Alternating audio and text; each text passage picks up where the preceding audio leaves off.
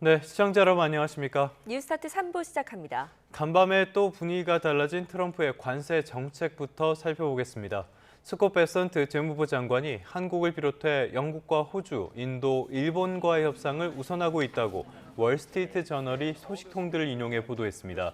이 보도를 보면요, 베선트 장관은 우군들에게 자신의 최우선 목표에 이들 5개 나라가 포함됐으며 자신이 각 국가의 당국자들을 접촉해왔다고 말했습니다. 월스트리트 저널은 베선트 장관이 도널드 트럼프 대통령의 핵심 무역 자문이 되고 미국의 무역 협상을 이끌게 된 이후 상호 관세를 부과받은 국가들과 대화하기 위해 신속하게 움직였다고 보도했습니다. 트럼프 미국 대통령이 일시적인 관세 면제와 관련해 자동차 업체 일부를 돕기 위한 무엇인가를 검토하고 있다고 말했습니다. 트럼프 대통령은 백악관에서 엘살바도르 대통령과 회담하는 자리에서 일시적인 관세 면제를 검토하는 특정 상품이 있는지 질문에 이같이 답했습니다. 트럼프 대통령은 자동차 회사들이 캐나다와 멕시코에서 생산하던 부품을 미국에서 만들기 위해 생산을 전환하고 있지만 시간이 조금 더 필요하다고 설명했습니다.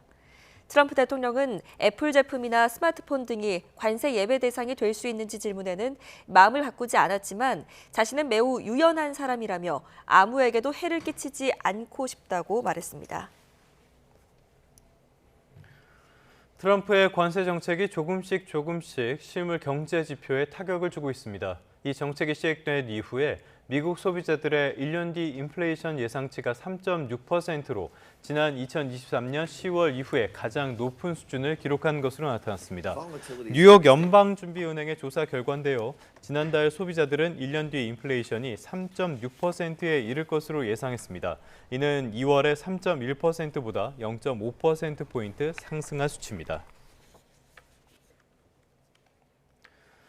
경기 광명시 신안산선 지하터널 공사장 붕괴 사고 닷새째인 오늘도 실종자 수색이 이어지고 있습니다. 취재기자 연결해서 자세한 내용 살펴보겠습니다.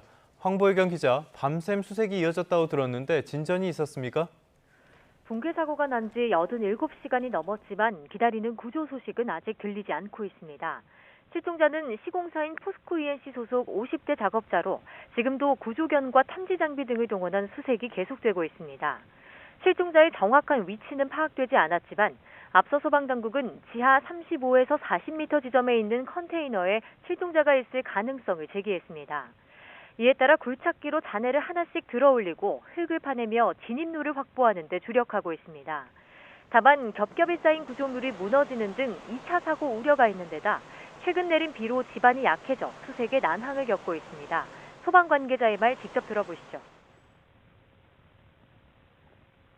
예, 어제 오전부터 진입로 확보 작업을 하고 있었는데 기상 악화로 인해 속도가 나지 않았고요. 3층부 토사물 제거랑 잔해물 제거 작업을 밤새 하고 있습니다. 앞서 지난 11일 오후 3시 10분쯤 신안산선 광명 구간 지하터널 공사 현장이 상부 도로와 함께 무너졌습니다. 사고 발생 13시간여 만에 구조된 20대 굴착기사는 쇄골 골절 등이 의심돼 병원 치료를 받고 있습니다. 경찰은 현장에서 안전조치가 제대로 이루어졌는지와 부실공사 의혹 등을 살펴보기 위해 입건 전 조사에 착수했습니다. 또 실종자 수색과 안전점검이 끝날 때까지 사고 현장 부근 도로 1km 구간을 계속 통제할 예정입니다. 추가 붕괴 우려에 주민 30여 명이 또다시 대피한 가운데 사고 현장에서 50여 미터 떨어진 초등학교와 중학교는 오늘까지 임시 휴교에 들어갔습니다. 관계 당국은 오전 9시 합동회의를 열어 수색 현황을 공유하고 구조 대책을 논의할 방침입니다. 지금까지 사회부에서 YTN 황보혜경입니다. 지난해 여러 차례 대형 땅꺼짐이 생겼던 부산 도시철도 사상 하단선 공사 구간에서 이틀 동안 땅꺼짐 2건이 더 발생했습니다. 재작년부터 간헐적으로 난 것까지 합치면 벌써 10차례 넘게 발생한 건데요. 원인을 분석하고 보완책도 마련했지만 현장에 다 적용되진 않아서 사고 위험은 여전합니다. 김정호 기자입니다.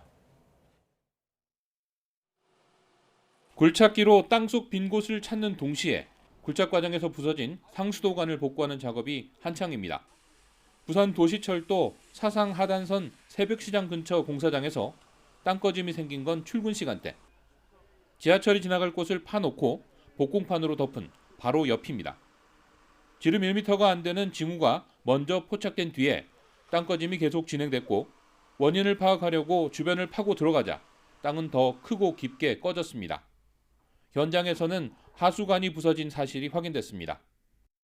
골짜기로 이제 땅을 사가지고 그 부분을 이제 보니까 뭐 축구 쪽에 이런 하수관 쪽인가 이게 좀 끊어져 있고 이랬다더라고요. 하루 앞서 300m 떨어진 대형 교차로에서도 가로 5m, 세로 3m, 깊이 5m 땅 꺼짐이 났습니다. 부산시는 하수박스에 매입된 통신관로 연결부가 부서져 빗물이 오랫동안 새면서 땅 꺼짐으로 이어진 거로 보고 긴급 도로 복구 작업을 벌였습니다. 이곳 역시 도시철도공사장 구간 근처. 이 일대에서만 벌써 10차례 넘게 땅 꺼짐이 발생했습니다. 사상 하단선 지하철 공사 현장을 따라 지난해부터 땅 꺼짐 현상이 이어졌습니다. 그때마다 원인 분석과 대책 마련을 했지만 땅 꺼짐은 끊이질 않았습니다. 부산시 지하사고조사위원회는 지난 2월 설계나 시공에는 문제가 없지만 급변하는 기상 상황이 규정에 반영되지 않아 지하철 공사장 근처 땅 꺼짐이 잇따랐다는 결론을 발표하기도 했습니다. 일부 보완책도 함께 제시했습니다. 일종의 관리 강화 차원에서 다시 한 번 더 필요한 부분들, 지금 뭐 그라우팅의 깊이라든가 차수의 보강이라든가 이런 것들을 진행을 하려고 지금 교통공사 측하고 지금 협의를 하고 있고. 하지만 대책이 다 적용되진 않은 상황이라 땅 꺼짐이 언제 어디서든 생길 수 있는 위험은 여전합니다. YTN 김종호입니다. 어젯밤 9시 50분쯤이었습니다. 서울 지하철 2호선 시청 앞 도로에서 집안 침하가 의심된다는 신고가 접수됐습니다. 서울시 서부도로사업소는 현장 조사 결과 아스팔트가 밀려 주변 도로보다 2cm가량 낮아진 것으로 도로 파임이나 땅 꺼짐 현상은 없었다고 밝혔습니다. 임시 포장을 마치면서 부근 도로 통제도 해제된 가운데 관련 피해 신고는 접수되지 않았습니다. 내란 우두머리 혐의로 기소된 윤석열 전 대통령의 첫 형사재판이 열렸습니다. 내란 우두머리 혐의를 받는 윤석열 전 대통령은 검찰과 각 쟁점을 두고 첫 공판부터 팽팽하게 부딪혔습니다. 차정은 기자입니다. 내란 우두머리 혐의 첫 공판에서 먼저 모두 발언에 나선 검찰은 1시간 10분 가까이 공소 요지를 설명했습니다. 윤 전 대통령이 국헌문란을 목적으로 군경을 동원해 국회와 선관위 등을 점거하고 폭동을 일으켜 내란 우두머리 혐의를 적용해 기소했다는 겁니다.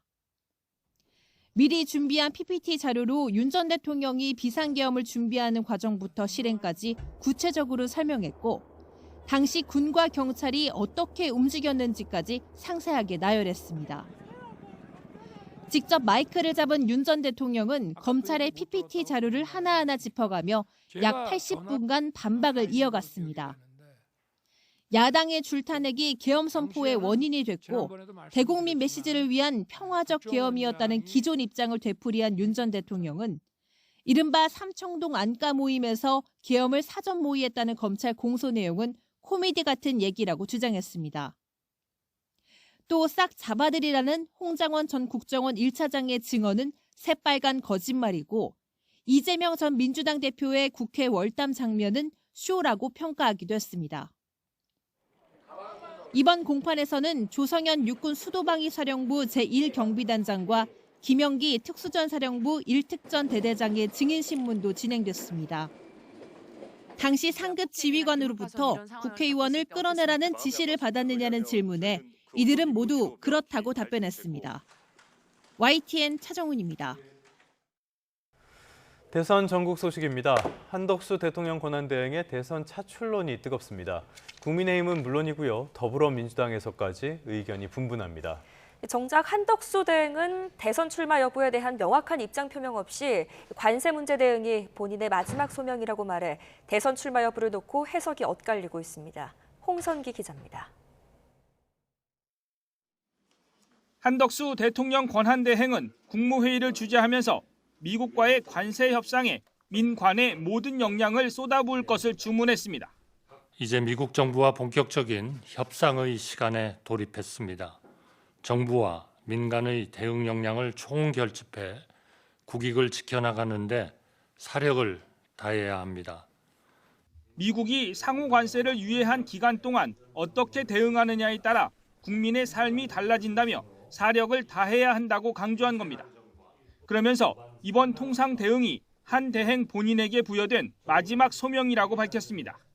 저 또한 그간의 통상 경험을 바탕으로 관련 네트워크 등을 10분 활용하여 국무위원들과 함께 저에게 부여된 마지막 소명을 다하겠습니다. 주말 사이 국민의힘 안에서 한덕수 권한대행을 대선 후보로 차출해야 한다는 목소리가 더욱 커지면서 마지막 소명이라는 말에 대한 해석이 분분했습니다. 미국과의 관세 협상 등 통상 현안에 집중하면서 대선에는 나서지 않겠다는 뜻이 담긴 것이라는 해석이 나오는가 하면 불출마 선언으로 보기는 어렵다는 분석도 이어졌습니다. 총리실 관계자는 이에 대해 마지막 소명이라는 말은 통상 현안 협상 등을 잘 해나가자는 취지에서 한 대행이 전에도 자주 했던 말이라고 밝혔습니다. 대선 불출마 의지를 표현한 것으로 보기는 어렵다는 뜻으로 읽힙니다. 한덕수 권한대행은 의중을 직접 확인할 수 있는 국회 대정부 질문에는 대통령 권한대행이 나간 전례가 없다는 이유로 출석하지 않았습니다. 한 대행이 침묵을 이어가면서 대선 출마를 둘러싼 정치권의 찬반 목소리도 당분간 계속될 것으로 보입니다. YTN 홍성기입니다. 6월 3일 대선을 49일 앞두고 있습니다. 분주하게 움직이는 각 당의 소식 살펴보도록 하겠습니다. 더불어민주당과 국민의힘은 21대 대통령 선거에 나갈 주자를 정하는 당내 경선의 후보자 등록 절차를 오늘 각각 마감합니다. 민주당은 오늘 하루만 경선 후보 접수를 받는데요. 이재명 예비후보와 김경수 전 경남도지사, 김동연 경기지사가 참여하는 3파전이 될 것으로 보입니다. 민주당은 내일 충청권을 시작으로 권역별 순회 경선 온오프라인 투표를 실시하고 오는 27일 수도권, 강원, 제주를 끝으로 일정을 마칩니다. 후보자 합동 토론회는 오는 18일 지상파 방송으로 진행하기로 결정했습니다. 어제부터 이틀간 경선 후보 등록을 받은 국민의힘에선 10명에 가까운 후보들이 출사표를 던질 것으로 보이는데요. 대선 1차 경선 일정에 후보자들이 모두 참여하는 비전대회를 추가하고 조별 토론회는 기존 계획했던 3차례에서 2차례로 변경해 진행합니다. 후보자를 2개조로 나눠서 19일에는 A조, 20일에는 B조 토론회가 개최되고 일반 국민 여론조사 100% 방식으로 추려지는 1차 경선 통과자 4명은 오는 22일에 발표됩니다. 더불어민주당은 권리당원 투표 50%와 일반 국민 여론조사 50%로 대선 후보를 선출하는 경선 방식을 최종 확정했습니다. 권리당원 투표와 중앙위원 온라인 투표를 합산해 의결된 안건의 찬성률은 96.56%로 집계됐습니다. 국민의힘은 유연근무제를 활용한 주 4.5일제 도입을 대선 공약으로 추진한다고 밝혔습니다. 권영세 비상대책위원장은 비대위 회의에서 주 5일제는 시대의 흐름과 산업의 다양성을 반영하지 못하는 획일적인 제도로서 유연한 근로문화 구축에 걸림돌이 되고 있다며 이같이 말했습니다. 대선 전국에 막이 오르면서 대국민 여론전의 선봉에 있는 양당 지도부의 입도 점점 거칠어지고 있습니다. 민주당은 윤석열 전 대통령을 겨냥해서 망상에 사로잡혔다고 비난했고 국민의힘은 이재명 예비후보를 아메바에 비유하며 맞받았습니다. 김철희 기자입니다. 윤석열 전 대통령의 형사재판 첫 공판이 열린 날, 민주당 지도부는 내란 혐의 중대성을 부각하는 데 화력을 집중했습니다. 특히 윤 전 대통령을 향해 나라를 위기로 내몰고 국민을 혼란에 빠뜨린 책임을 물어야 한다고 날을 세웠습니다. 내란 소개이자 대통령직에서 파면당한 자가 개선 장군 행세를 하는 걸 보면 여전히 망상에 사로잡혀 있는 게 틀림없어 보입니다. 최근 출마설이 제기되는 한덕수 대통령 권한 대행에겐 윤 전 대통령 판박이라는 공격이 이어졌는데 들러리용 윤석열 아바타로는 딱입니다. 어설픈 출마설 언론 플레이를 계속할 거면 오늘 당장 제발로 그만두기를 권합니다. 한 대행이 대통령 몫의 헌법재판관을 지명한 것에도 책임을 묻겠다며 공수처에 고발했습니다. 반면 국민의힘은 비판의 화살을 민주당의 유력 대선주자 이재명 예비후보에게 겨눴습니다. 민주당이 선거만을 생각해 무리한 발목 잡기를 이어가고 있다며 이 예비 후보를 단세포 생물에 빗대기도 했습니다. 한덕수가 잘하면 이재명 표 떨어진다는 아메바급 사고로 국익마저 내팽개치고 있습니다. 정치는 국경에서 멈춘다는 외교가의 명언이 있습니다. 이 후보가 인공지능을 주제로 일정을 소화하며 첨단 산업 대규모 투자를 공언한 걸 두고도 비판을 이어갔습니다. 탈원전 정책을 주장해온 과거 이력을 볼 때 첨단 산업의 식견 자체가 매우 부족하다는 주장인데 사보타지 세력 같은 거친 비유도 등장했습니다. 쌀도 없이 맛있고 저렴한 밥상을 차리겠다는 것과 같습니다. 대한민국이 잘 사는 것을 막으려는 사보타지 세력과 다를 바 없어 보입니다. 거대 양당 모두 경선 일정을 확정하며 본격 대선 레이스에 돌입한 만큼 갈등 수위도 차츰 높아질 거란 우려가 적지 않습니다. YTN 김철입니다. 어제 윤 전 대통령 내란 혐의에 대한 첫 번째 공판이 진행됐습니다. 네, 서정빈 변호사와 함께 하겠습니다. 어서 오십시오. 어서 오십시오. 안녕하십니까. 예상했던 대로 치열했던 것 같아요. 검찰 측에서 1시간 넘게 공소 요지를 설명을 했는데 어떤 내용들을 이야기했습니까? 일단 검찰은 기존의 그 탄핵 사건에 있어서 주요했던 그 탄핵 소추 사유들 이 부분들에 대해서 다시 한번 언급을 하면서 이제 PPT로 이 공소 사실 요지를 발표를 했습니다. 네. 그러니까 뭐 국회 봉쇄라든가 혹은 비상입법 기구 창설 혹은 뭐 계엄령의 위법성, 위헌성 등을 들어서 이제 결국 피고인이 윤 전 대통령이 당시에 헌법기관의 그런 권능 행사를 불가능하게 하고 또 정당 제도나 혹은 기타 제도들을 헌법과 그 법률에 규정되어 있는 기능들을 행사하지 못하게 하는 방식으로 결국 비상계엄을 선포를 했던 것이고 이것이 곧 폭동에 해당을 한다. 따라서 이런 점을 들어 내란 혐의의 우두머리 혐의를 들어서 기소를 했다라는 내용을 이제 발표를 했는데 일단 공소장 내용만 보더라도 사실 100페이지가 넘는 수준의 많은 분량이라서 평소라면 PPT를 통해서 이런 요지를 발표하는 것은 사실 그렇게 좀 이례적이긴 합니다. 사실 워낙 내용 자체가 무척 많고 또 쟁점들도 다수 존재하기 때문에 PPT 형식으로 조금 더 재판장에게 설득하고 이해를 시키기 쉽도록 이런 진행들을 한 것으로 보여집니다. 네, 윤 전 대통령은 어제 그 PPT를 또 조목조목 다 반박을 한 것으로 알려졌습니다. 뭐 계엄 선포 원인 야당의 줄탄핵 때문이었고 또 평화적인 어떤 그 계엄이었다 이런 기존의 입장을 되풀이했는데 이런 것들은 사실 그 탄핵 심판에서 다 받아들여지지 않았지 않습니까? 그런데도 이런 주장을 계속 이어간 이유는 뭐라고 보세요? 네, 사실 말씀하신 것처럼 이미 탄핵 심판을 통해서 다 기각돼 버린 그런 주장들이긴 한데 윤 전 대통령 측에서는 사실은 뭐 어쩔 수가 없는 사항이라고 일단 보여집니다. 이 문제되는 사실관계가 동일하고 따라서 이제 일관적인 주장을 해야 그래도 기존의 주장들에 대한 신빙성을 조금이라도 인정을 받을 수 있는 거고 만약에라도 이제 주장을 일부 철회를 하거나 혹은 변경을 했다라면 어느 쪽의 그 주장도 신빙성에 대해서 의심을 받을 수밖에 없는 상황이기도 합니다. 이런 점 역시 그러니까 일관성을 유지해야 된다라는 점도 고려를 했을 거고 이제 무엇보다도 다른 주장할 수 있는 사유들은 딱히 존재하지 않는다고 보는 것도 맞는 것 같습니다. 이미 탄핵 심판 과정에서 가능한 모든 그런 변론의 내용들을 다 주장을 했다라고 보여지기 때문에 뭐 추가로 주장을 더 한다거나 혹은 변경을 하는 것은 사실상 불가능하지 않았을까. 그렇기 때문에 이제 마찬가지의 그런 주장들을 강조하고 반복하고 있는 상황으로 보여집니다. 더는 내놓을 수 있는 어떤 옵션 같은 것들이 없다라고 볼 수도 있을 것 같습니다. 자, 윤 전 대통령이 공소장을 지적을 하면서 검찰의 기소가 위법하다 이런 이야기를 계속 이어가고 있거든요. 이거는 어떤 논리입니까?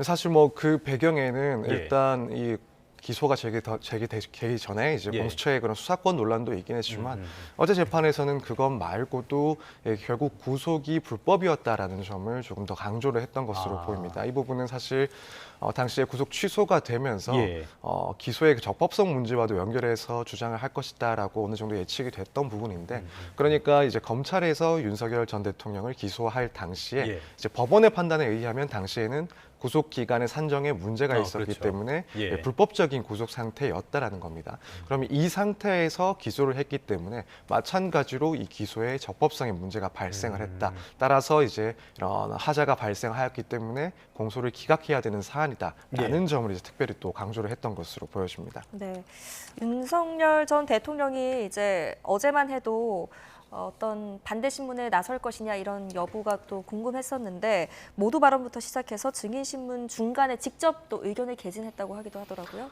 네, 그렇습니다. 이제 보통의 형사 재판에서는 조금 보기 힘든 그런 상황들이 상당히 연출됐던 것으로 보입니다. 예. 일단 뭐 모두 진술 같은 경우에도 일반적으로는 공소 사실에 대해서 인정을 하는지 부인을 한다면 간략하게 그 취지가 어떠한 것인지를 진술하고 넘어가는 시작 절차에 해당을 합니다. 그래서 통상 이제 변호인들이 간단하게 설명을 하고 피고인들은 뭐 변호인의 의견과 마찬가지다 혹은 뭐 조금 더 취지를 덧붙여서 설명하는 정도의 끝이 나서 몇 분이면 사실 끝나는 절차 혹은 몇 분도 걸리지 않는 절차이긴 한데 일단 보도된 내용에 따르면은 윤 전 대통령은 뭐 거의 80분 동안 이 모두 발언을 이어갔던 것으로 보입니다. 그래서 검찰에서 발표에서 활용했던 그 PPT를 다시 한번 띄워달라라고 하면서 이 항목들 조목조목 반박을 하면서 진술을 이어나갔던 것으로 보여서 통상적인 경우와는 상당히 다른 방식의 그런 진행들이었다라고 보여주고 마찬가지로 이제 증인신문 역시도 그렇습니다.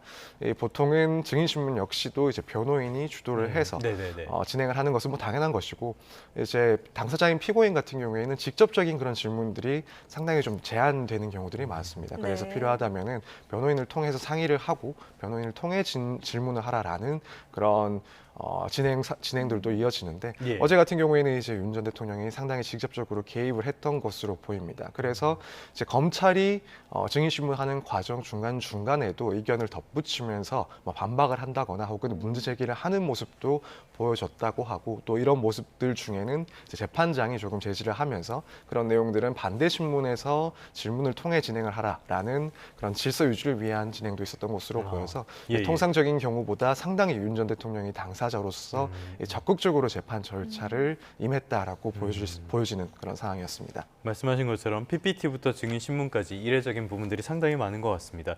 윤 전 대통령 측의 이야기도 한번 볼까요? 국회 봉쇄에 대해서 강하게 반박을 했는데 홍정원 전 차장의 증언도 거짓말이다. 이재명 전 대표의 월담 장면도 그 쇼다. 이렇게 평가를 했더라고요. 네, 그렇습니다. 일단 어제 증인신문 이전에 그리고 모두 발언 과정에서 이제 일단 뭐 국정원에 지시할 일이 있으면은 국정원장을 통해서 지시를 하는 것이고 홍장원 전 차장에게 누군가를 체포하라라는 그런 지시를 했다는 것은 이제 새빨간 거짓말이다라고 다시 한번 주장을 했습니다. 그리고 이 점은 헌법재판 과정에서도 드러났다라는 주장을 덧붙였고요. 또 한편으로는 이제 국회의원들의 월담 과정에 대해서 들어갈 수 있는 사람들은 다 들어갔었다. 그런데 뭐 국회의장이나 혹은 이재명 전 대표가 사진을 찍기 위해서 담장을 넘어가는 그런 쇼를 한 것이다라고 하면서 결국에는 이제 국회 봉쇄와 관련된 그런 문제점에 대해서도 반박을 했던 상황입니다. 어제 증인들도 출석했는데 증인들은 또 변함없이 끌어내라는 지시를 받은 게 맞다 이렇게 일관된 증언을 하기도 했습니다. 윤석열 전 대통령 측이 증인신문에 이의를 또 제기하면서 다음 기일에 반대 신문하겠다 이렇게 밝히기도 했거든요. 다음 재판이 21일에 열립니다. 그럼 이날 이제 반대 신문을 하겠다는 뜻인가요? 네, 그렇습니다. 사실 이것도 좀 보기 드문 그런 절차 진행이긴 합니다. 보통은 당일에 주신문을 하고 또 재신문을 하는 반대 신문을 하는 그런 형태로 이루어지는데 일단 윤 전 대통령 측에서는 진행 관련해서 특정이 되지 않았다. 증인신문을 진행하는 것이 적절하지가 않고 현재로서는 이제 준비가 되어 있지 않기 때문에 반대 신문을 추후에 진행하겠다라고 해서 결국 다음 재판인 21일에 반대 신문이 나머지 또 이어질 예정입니다. 이것도 이례적이라는 말씀이신 거죠? 이런 경우는 없다는 거죠? 알겠습니다. 굉장히 이례적인 일들이 많이 발생해서 혼란스럽기도 한데 증인 채택에 대해서도 문제 제기를 하는 것 같아요. 뭐가 문제라는 겁니까? 일단 증인 채택의 그런 순서에 대해서 문제 제기를 한 것으로 보입니다. 이제 윤 전 대통령 측에 따르면 어제 있었던 그 군 관계자들은 결국에는 일선에서 일을 했던 사람이기 때문에 중요한 그러니까 윤 전 대통령으로부터 어떠한 지시가 내려갔는지를 살피기에는 그 순서상 적절하지가 않다. 그러니까 뭐 장관이나 혹은 더 상급자를 통해서 이 당시 상황에 대한 진술을 들어야 된다라는 지적을 했던 겁니다. 그래서 이런 일선 연관급을 증인신문을 먼저 채택을 해서 진행을 했다라는 것은 마치 이제 사건에 대해서 뭐 재판장이나 예. 혹은 방청객들에게 그런 선입견을 주기 위한 것이라고 보여진다. 예, 예, 오늘 예. 꼭 나와야 했었는지 여부에 대해서 상당히 의문이 있고 여기에는 이제 정치적인 의도까지도 깔려 있는 것 같다라고 하면서 결국 증인 신문 과정에서의 그 순서에 대해서 상당히 의문을 제기를 했고요. 물론 여기에 대해서 검찰 측은 결국 입증을 하는 그 책임은 검찰에게 있는 예. 것이고 이 증인 신문 순서 역시도 가장 적절하다라고 판단해서 진행을 하는 것이기 때문에 이런 순서에 대해서는 검찰의 그런 권한을 존중해 줘야 된다라고 또 반박을 했습니다. 네, 증인 채택뿐 아니라 또 증거 능력에 대해서도 이의를 제기한 것으로 알려졌습니다. 형사 재판은 또 철저한 증거주의이기 때문에 어떤 부분이 좀 쟁점이 될 거라고 보세요?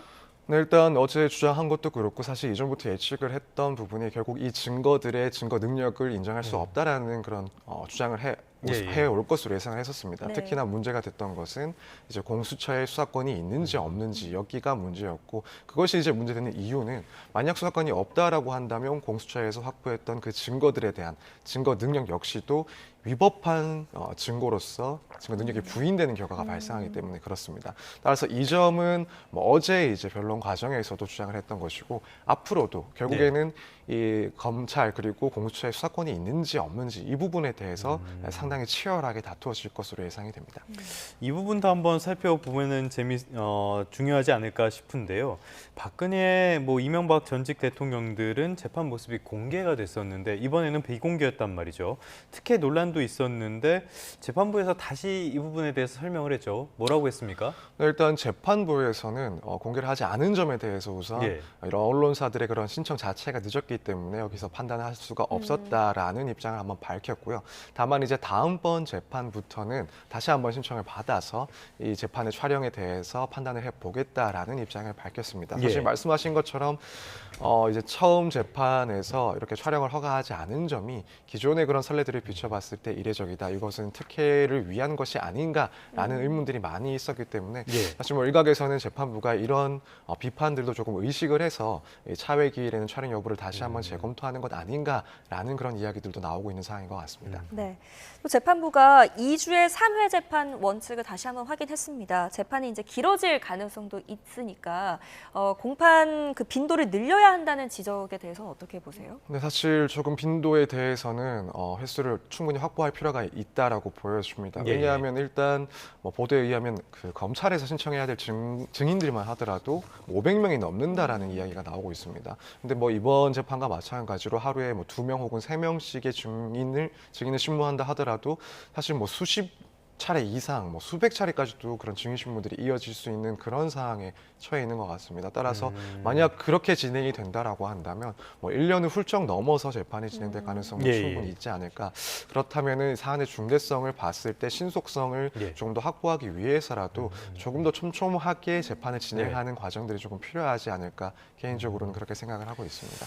알겠습니다. 어제가 본격적인 첫 번째 재판이었으니까요. 앞으로 어떤 상황이 벌어질지는 계속 지켜보도록 하겠습니다. 지금까지 서정빈 변호사와 함께 자세한 내용들 살펴봤습니다. 오늘 말씀 고맙습니다. 감사합니다. 잘 들었습니다.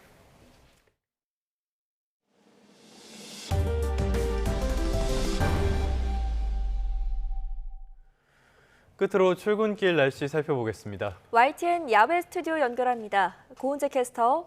네, 고은재입니다. 어제도 비가 계속 내리고요. 바람도 많이 불었습니다. 지금 상황은 어떻습니까? 네, 밤사이 비구름은 모두 물러났고요. 앞으로 하늘도 더욱 맑아지면서 오늘은 요란했던 봄 날씨가 점차 제자리를 되찾겠습니다. 다만 오늘 아침까지 꽃샘 추위는 계속되고 있는데요. 현재 서울 기온이 3도 안팎으로 어제 같은 시각과 비슷한 정도로 공기가 차갑습니다. 네, 4월인데 이렇게 추운 날씨가 낯섭니다. 따뜻한 봄 날씨 언제쯤 돌아올까요? 네, 일단 오늘 오후부터 따뜻한 서풍이 불어들면서 서울 한낮 기온이 14도 안팎까지 오르겠습니다. 다시 봄 기온을 느낄 수 있겠지만 여전히 예년 수준은 4도가량 밑도는 정도겠고요. 완연한 봄 날씨가 돌아오는 건 전국이 20도에서 25도 안팎까지 오르는 내일 낮부터가 되겠습니다. 이 자세한 출근길 날씨 살펴보겠습니다. 현재 중부 내륙을 중심으로 안개가 짙게 끼어 있는데요. 특히 노란색으로 표시된 지역은 가시거리가 100에서 200m 안팎까지 뚝 떨어진 상황입니다. 영하권 추위를 보이고 있는 경기와 강원 일부 지역에서는 어제 내린 눈비가 얼어붙은 곳도 많겠으니까요. 출근길 안전운전 해주셔야겠습니다. 오늘 간만에 전국이 맑은 가운데 공기까지 깨끗하겠습니다. 현재 서울 기온이 2.8도, 춘천 0.2도, 대전 4도로 쌀쌀한데요. 앞으로 해가 떠오르면 안개도 걷히겠고 낮 동안 기온도 어제보다 4도에서 8도가량 더 오르겠습니다. 서울 14도, 광주 16도, 대구와 부산은 17도 보이겠고요. 다만 여전히 이맘때 수준은 밑돌겠습니다. 내일과 모레는 서울 한낮 기온이 23도까지 올라서 예년보다 포근한 봄 날씨가 이어지겠고요. 모레는 경기 남부와 영서 남부에, 주말에는 또다시 전국에 비가 내릴 전망입니다. 비구름은 물러갔지만 오늘도 전국적으로 바람이 강하게 불겠습니다. 대부분 해상에는 풍랑특보도 유지되고 있는데요. 강풍으로 인한 피해 없도록 계속해서 주의가 필요하겠습니다. 지금까지 서울 상암동에서 YTN 고은재입니다. 네, 4월 15일 YTN 뉴스타트 모두 마치겠습니다. 시청해주셔서 고맙습니다.